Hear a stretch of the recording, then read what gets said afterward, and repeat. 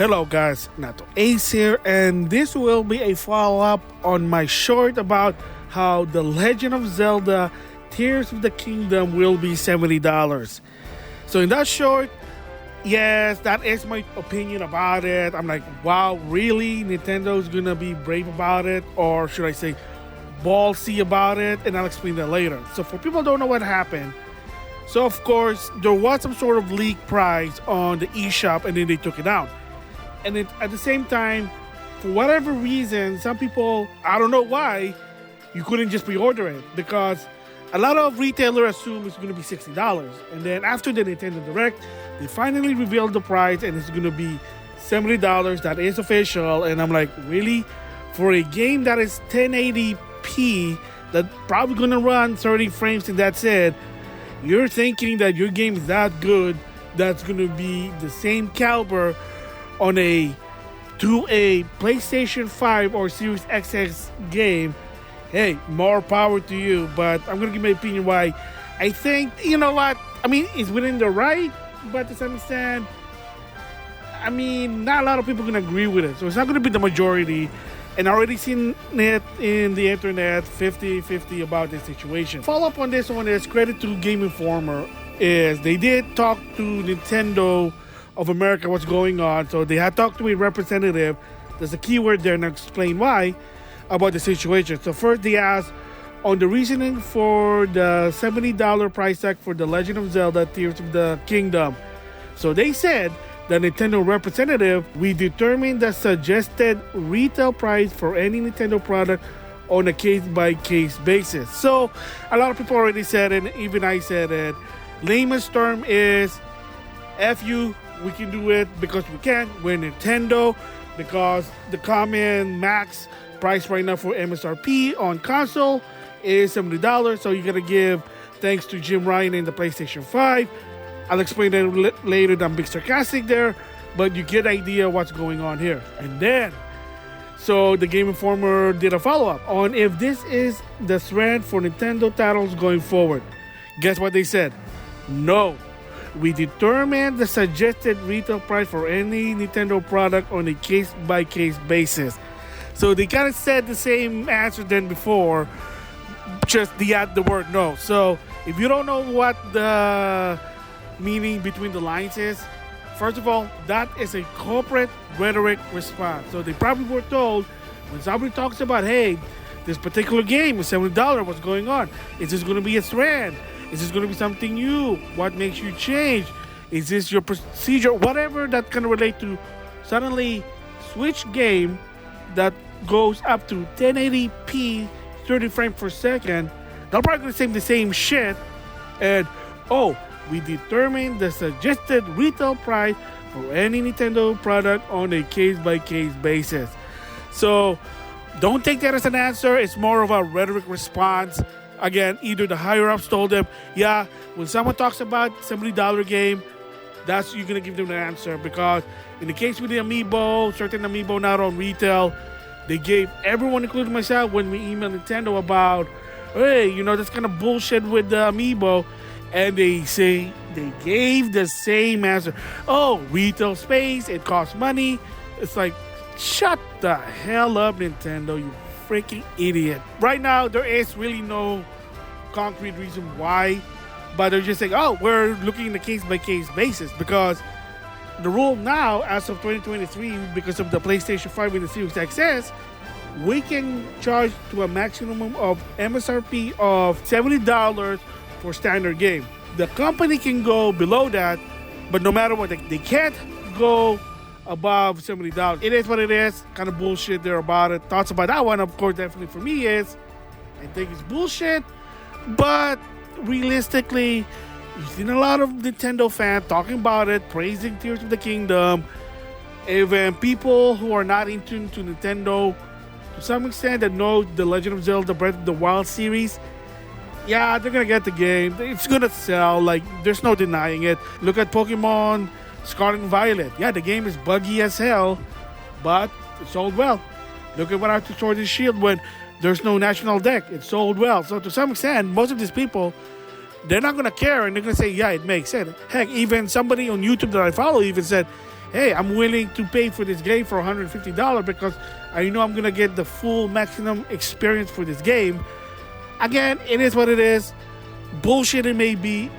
It's there. There's a lot of theories here, and I gotta give credit to RGT85. He kind of gave some, but unfortunately, one of them was fail, and I'll explain that. So he kind of said first is the cartridge size, maybe it's more than 32-bit. And again, for people who don't know why they went to a cartridge rather than a CD, well, because of the Switch. Second is that cartridge mechanism in console costs less than with CD base. Iwata basically explained with the Wii U why it's so expensive. A lot of moving parts. If you know how a CD-ROM works, how CD reads, that's why. But again, that's a different story there. But you get the idea. So anyway, they were saying, oh, maybe it's a cartridge size. Well, unfortunately for this game, apparently it goes up to 18 gigs. Apparently, that's what, according to Twitter, according to some people, that the game itself, it's 18 gigs. So that's not the reason why. But there's a lot of theories and factors about it why. And some I do agree, some I don't. So some people said, oh, it's inflation. Oh, did you know that Nintendo's going to raise their salary? Possibly, but inflation, not so much because they're making a lot of money.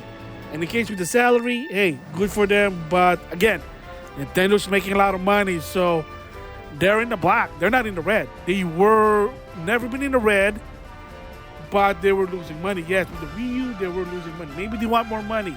Greed. Again, not illegal, but it is what it is there. The content of the game itself, it looks bigger. Yes, I have to agree, Breath of the Wild was big. The game is big. The world is big. And remember, it's the same world, but they're adding new stuff in it. And of course, there is something new. Now you're going to go islands in the sky. So there's a reason about Skyward Sword HD. There was a reason why they remastered that game on the Switch, because there's a rumor that in Tears of the Kingdom, there's sort of a element from Skyward Sword, but who knows. But you can see by floating islands, so now it's a bit bigger. So it's probably bigger than Breath of the Wild. Okay. The coding, the programming, the resource, sure, whatever. Maybe it's taking too long, the delay. Maybe more people. Maybe they're outsourcing it to other company. Again, possibly you have to pay them. Sure, why not? Probably the content. That's fine, but again, it goes back to this game is a 1080p 30 frames per second. Because another factor that kind of contradicts with the situation is the technology that they offer. Yeah, maybe the game content is more than 100 hours. And yes, I played Breath of the Wild, and it took me more than 100 hours just to finish the game because there's a lot of things to do for the game. So, but when it comes to technology, it's a Switch game. It only goes to 1080p versus on the PlayStation 5 and the Series XS that can go to 4K. Or even to some extent for some game, believe it or not, 8K. Again, the technology is much stronger in those systems. Does the Switch goes beyond 1080p? No, I don't think so. The other system do. Oh, can it go 60 frame on the Zelda game? Maybe not because, well, there's too much stuff is going on. But the other system does. Again, you're going to see there. So, on one side, they're saying, oh, the $70 is justified because of the content. Again, a lot of developers have done that. Oh, it's about the content, not about the technology, the value, the presentation. Oh, there's a lot of content. I mean, imagine, let's just say if Super Smash Bros. Ultimate was released in 2023 with all the content what Sakurai offered, I could guarantee that's going to be like a $70 game. Hey, guess what? If the next console have Super Smash Bros. Ultimate, Deluxe, Turbo Edition, whatever, I wouldn't be surprised. Say, look, it's the base from Ultimate with more new stuff. Oh, $70. Hallelujah. Not really, but you get the idea there. To some extent, my theory, and maybe some I agree, is that, well, maybe because of the content, but that's not enough to justify a $70 game. Then again, it runs in 1080p 30 frames per second versus on the PS5 and Series XS. Again, you say, oh, you're a graphic, technology, performance, or whatever. It's the facts, dude. It's the facts. You know why? This is the same situation in the past that happened during the PS2 era with Sony Entertainment of America versus SNK Playmore. And I did talk about this before. There are some SNK game that was originally planned on the PS2, but Sony said, well, we would like to lower the MSRP that you offered. SNK Playmore said, hell no. So they're trying to prove a point that, hey, you know what? Our product, our content is justified to a $50 game. We'll prove it on the Xbox, which, spoiler, it did not. So, yeah, that was a buzz. But at the time, a lot of people who work at SNK Playmore said, oh, just because it's 2D, it doesn't mean it costs less of the value. Why? Oh, you guys are being video game discrimination. No, it's a technology. It's a 2D game, 2D engine versus using 3D engine, which is probably costs more for resource versus a 2D engine. I'm just saying there. So that was the problem in the past. And again, this is sort of the same situation. Oh, it's game 1080p. Yeah, so what? Have a lot of content, good rich story, music, blah, blah, blah, blah, blah, blah. Yeah, but the game runs on an old Integra chip, and your game goes only up to 1080p 30 frames per second versus, let's just go with Sonic Frontier, that can go 4K, and if you switch it to performance mode, guess what? It goes 60 frames.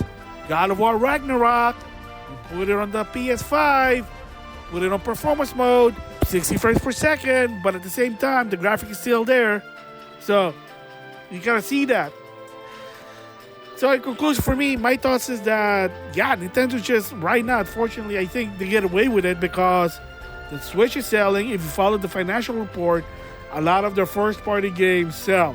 And that's the truth. I'm guilty for it because a lot of people who have Switches, to some extent, buy it as a secondary console to play those Nintendo games because those always sell. Even if Tears of the Kingdom was probably $100 base, there are going to be some that going to pay for it because they know how rich the value for Tears of the Kingdom.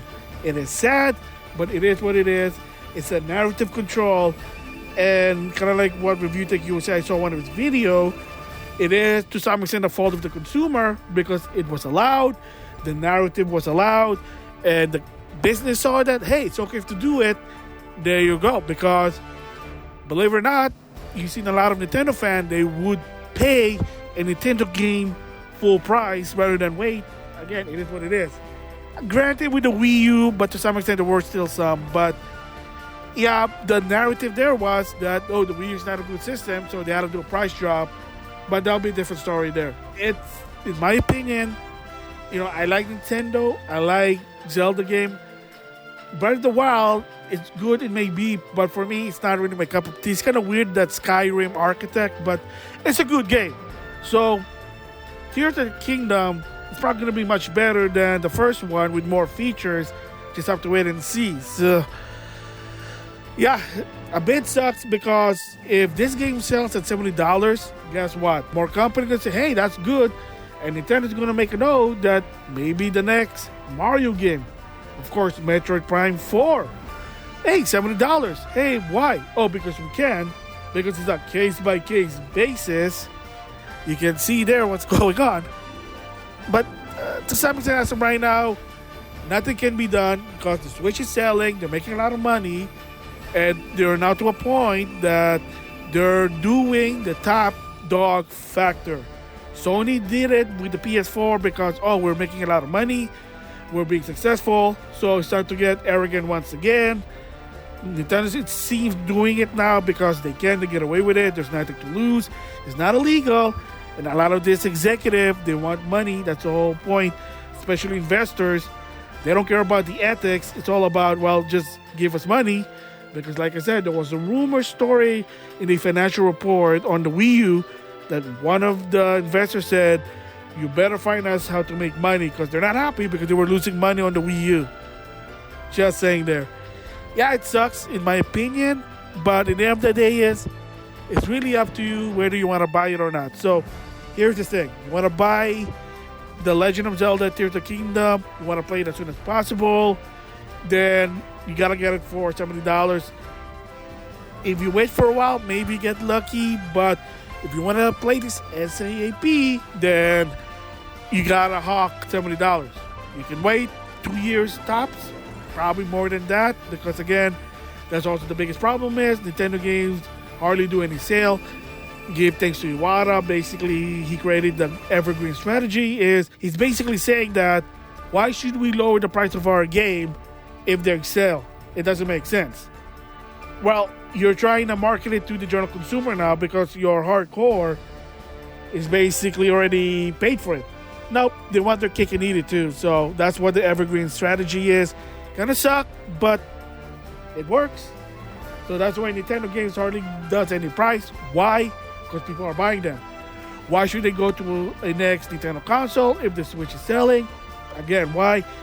It doesn't make sense to some extent. In the perspective of the consumer, yes, you want something new. But in the perspective of business, who they only care about money, yeah, they don't give a shit. So why? Why lower the price if it still sells?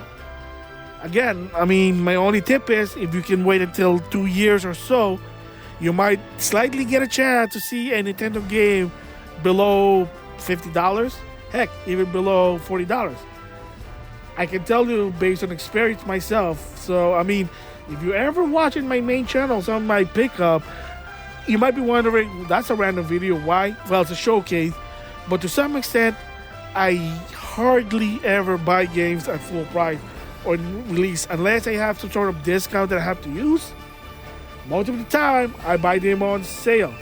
There's a reason why I show this video. There's a reason on my Instagram, random pictures, but once in a while you see some sort of clearance because it is possible. Just want to show that it is possible. Like the latest one I did, you saw Fire Emblem 3 Hopes and WarioWare for the Switch. I didn't get them at full price. Most of them were just $30 tops. Metroid Prime, Metroid Dread was $40 tops. Yeah, it took me like a year or so. I didn't buy it in launch, but that's what it is. You want it now? Pay full price. You want to wait the sale? Gotta wait. It is what it is there. So it's gonna suck, but it is what it is. So those are my thoughts on The Legend of Zelda Tears of the Kingdom being $70.